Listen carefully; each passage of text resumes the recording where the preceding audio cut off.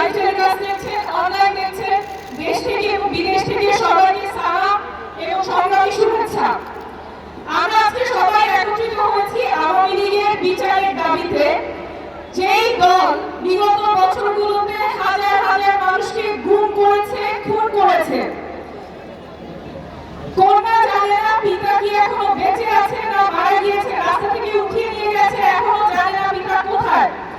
জুলাই আগস্টে কয়েকদিনের ব্যবধানে হাজার হাজার মানুষকে নির্মমভাবে আহত করেছে, পঙ্গু করেছে, অন্ধ করেছে, সারা জীবনের জন্য তাদের কর্মক্ষমতা হারিয়েছে। সেই দল নাকি নির্বাচন করবে।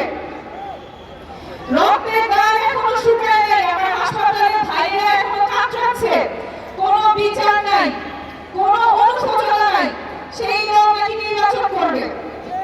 আর কত নির্যাতন করলে মানুষকে, আর কত নির্যাতনের মধ্য দিয়ে নিয়ে গেলে গুম খুনের শিকার করে একটা দলের নিবন্ধন বাতিল হয়। আর কত বাংলাদেশের মানুষকে নিষ্পেষণ করলে একটা দলের নিবন্ধন বাতিল করা হবে।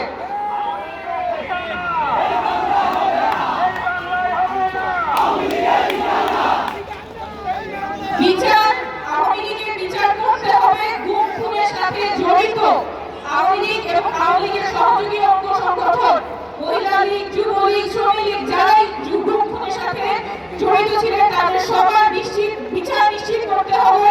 বিচার নিশ্চিত হওয়া ছাড়া আওয়ামী লীগ নির্বাচনে অংশগ্রহণের আলোচনা এই বাংলাদেশে হবে না, হবে না, হবে না।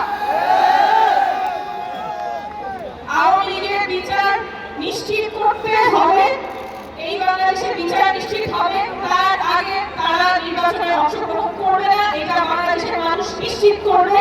ইনকিলাব জিন্দাবাদ। সবাইকে ধন্যবাদ।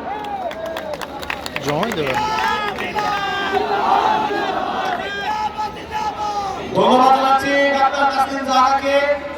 আজকের এই সমাবেশে এই মুহূর্তে বক্তব্য রাখার জন্য আমি আহ্বান জানাচ্ছি জাতীয় নাগরিক পার্টি এনসিপির সিনিয়র যুগ্ম আহ্বায়ক জননেতা জনাব আরিফুল ইসলাম আবিদ। জনাব আরিফুল ইসলাম আবিদ।